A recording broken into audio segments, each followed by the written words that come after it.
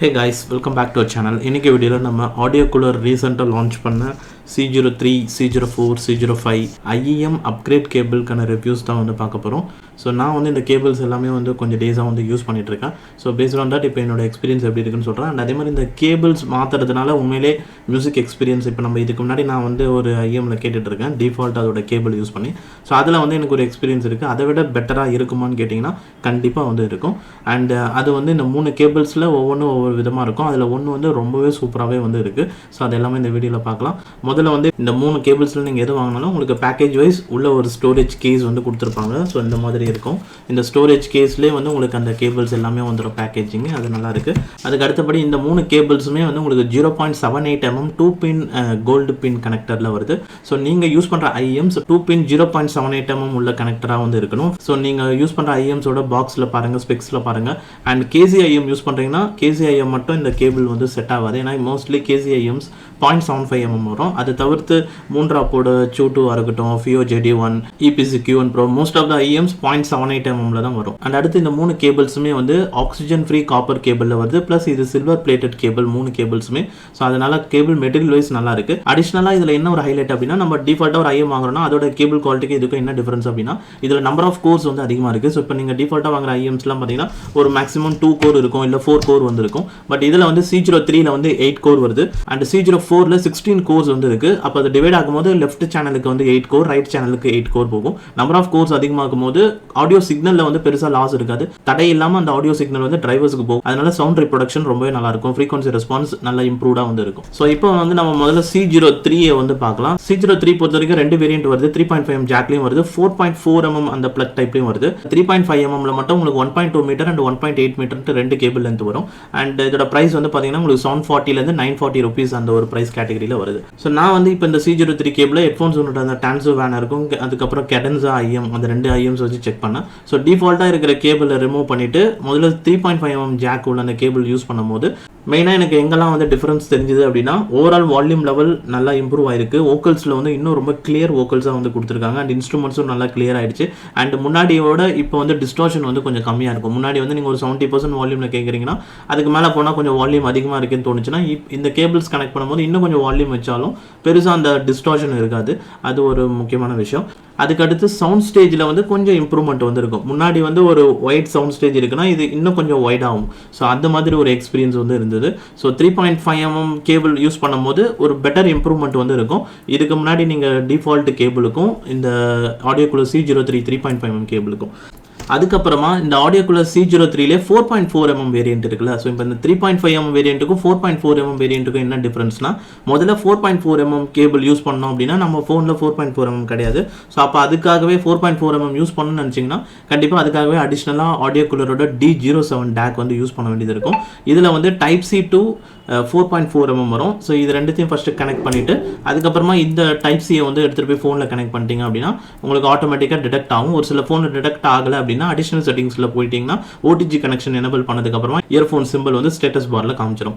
இந்த ஒரு செட்டப்புக்கும் இப்போ 3.5 mm ஜாக் அந்த ஒரு செட்டப்புக்கும் கேட்கும்போது என்னன்னா, சவுண்ட் ஸ்டேஜ் தாங்க அங்கே மேட்ரு. சவுண்ட் ஸ்டேஜ் இதுக்கும் பயங்கரமான சவுண்ட் ஸ்டேஜ் டிஃபரன்ஸ் இருக்கும். அண்ட் அதே மாதிரி சவுண்ட் ரீப்ரொடக்ஷனில் இன்னும் பயங்கரமான டிஃபரன்ஸ் இருக்கும். வோக்கல்ஸ் கிளாரிட்டி இன்னும் சூப்பராக வந்து மாறிடும். ரொம்ப கிளியர் வோக்கல்ஸாக வந்து இருக்கும். இன்ஸ்ட்ருமெண்ட்ஸும் ரொம்ப கிளியராக இருக்கும். சுத்தமாக அந்த ஒரு டிஸ்டார்ஷன் வந்து பெருசாக வந்து இருக்காது. ஓவரால் வால்யூம் இம்ப்ரூவ் ஆகியிருக்கும். இது எல்லாமே வந்து ஒரு அட்வான்டேஜ்னு வந்து சொல்லலாம். இந்த ஒரு 4.4 mm இது பேர் பேலன்ஸ்டு பிளக்னு சொல்லுவாங்க. இதோட இந்த டேக்கோட யூஸ் பண்ணும்போது. ஸோ இது வந்து C03. அடுத்து C04 இதுதான் என்னோட ஃபேவரட்னு வந்து சொல்லுவேன். ஏன்னா இதில் வந்து 16 கோர்ஸ் உள்ள ஒரு கேபிள். இந்த கேபிளோட குவாலிட்டியே பார்த்தீங்கன்னா பயங்கர ஒரு திக்கான ஒரு கேபிளாக வந்து கொடுத்துருக்காங்க. அண்ட் இதில் வந்து உங்களுக்கு ஒன்லி 4.4 mm பிளக்ல தான் வரும். அண்ட் இதுக்கும் நீங்கள் அதே மாதிரி தான் இந்த டேக் யூஸ் பண்ணுற மாதிரி இருக்கும். ஏன்னா டேக் யூஸ் பண்ண தான் பண்ண முடியும். இல்லைனா நீங்கள் ஆல்ரெடி ஏதாவது ஒரு டிஜிட்டல் ஆடியோ பிளேயர் யூஸ் பண்ணுறீங்கன்னா, ஏன்னா ஒரு சில பிளேயரில் டிஃபால்ட்டாகவே 4.4 mm பிளக் கூட வரும். அப்படின்னும் போது இதை டேரெக்டாக அதில் கனெக்ட் பண்ணிக்கலாம். அண்ட் அந்த பிளேயரில் உங்களுக்கு டேக் சப்போர்ட் வந்து இருக்கும். ஃபோனில் யூஸ் பண்ணுறதும் போது நம்ம இந்த D07 டேக் யூஸ் பண்ணிக்கலாம். இதோட பெர்ஃபார்மன்ஸ் இந்த ஒரு செட்டப்பில் கேட்கும் போது வேறு லெவலில் இருந்தது. ஸோ நான் இந்த கேபிள் யூஸ் பண்ணி ஹெட்ஃபோன்ஸோட கெடன்ஸா, ஃபியோ JD1 அண்ட் தென் மூன்றாப்போட சூட்டு அண்ட் EPC Q1 Pro இந்த மாதிரி நிறைய ஐஎம்ஸ் வந்து நான் இது கூட வச்சு டெஸ்ட் பண்ணேன். இப்போ அந்த டிஃபால்ட் கேபிள் செட்டப்பில் அந்த ஒரு ஆடியோ குவாலிட்டி கேட்குறதுக்கும் இந்த ஒரு செட்டப்பில் கன்வெர்ட் பண்ணி கேட்கும் போதும் ஒரு மேஜர் டிஃபரன்ஸ் டிஃப்ரென்ஸ் வந்து இருக்குன்னு வந்து சொல்லுவேன். ஸோ இதில் நீங்கள் டிஃப்ரென்ஸ் எங்கெல்லாம் பார்க்கலாம் அப்படின்னு பார்த்தீங்கன்னா கண்டிப்பாக வந்து கிளாரிட்டி தான். ஸோ இதோட கிளாரிட்டி இந்த ஒரு செட்டப்பில் கேட்கும்போது கிளாரிட்டி டாப் நாச்சில் இருக்கும். அந்த வோக்கல்ஸ்லாம் ரொம்ப லைவ்லியாக மாறிடும். சிங்கர் பாடுறாங்கன்னா அது வந்து ரொம்ப லைவாக இருக்கும். ஓவரால் வால்யூம் இன்க்ரீஸ் ஆகிருக்கும். டீட்டெயில்ஸ் நிறைய உங்களால் ரெக்கவர் பண்ண முடியும். நீங்கள் குட்டி குட்டி டீட்டெயில்ஸ்லாம் ஆட்டோமேட்டிக்காக உங்களுக்கு வந்து கேட்கும். அதுக்கப்புறம் மெயினாக சவுண்ட் ஸ்டேஜ் பயங்கர ஒரு வைட் சவுண்ட் ஸ்டேஜ் ஆயிடுச்சுன்னு சொல்லுவேன். வோக்கல்ஸ்லாம் ரொம்ப அந்த உச்சிக்கு போயிடுச்சு. டாப்பில் வந்து ரொம்ப தூரத்துலேருந்து கேட்குற மாதிரி இருக்குது. கேட்கும் போது அது வந்து எனக்கு ரொம்ப அந்த மண்டையிலேருந்து நடு மண்டையிலேருந்து கேட்குற மாதிரி இருக்கும்.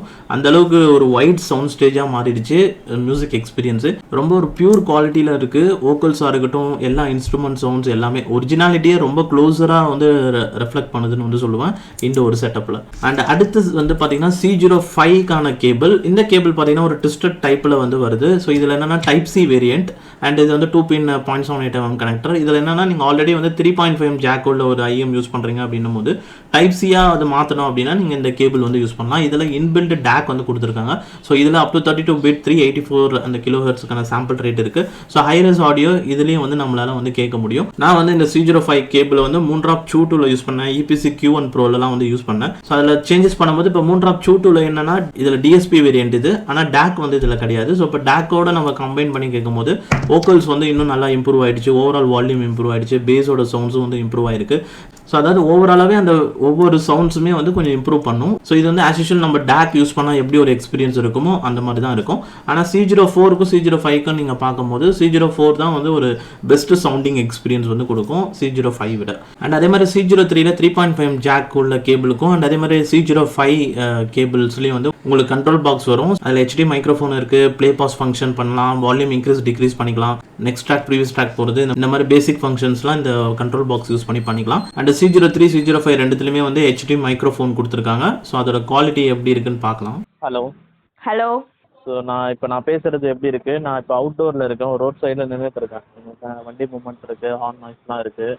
சார் இப்போ நான் பேசுகிறது என்னோட வாய்ஸ் கிளாரிட்டி, வால்யூம் லெவல் எப்படி இருக்குது? பேக்ரவுண்ட் நாய்ஸ் எந்த அளவுக்கு இருக்குது? ஓவராலாக நான் பேசுகிறது எப்படி உனக்கு கேட்குது? குவாலிட்டி வந்து ரொம்ப நல்லா இருக்கு.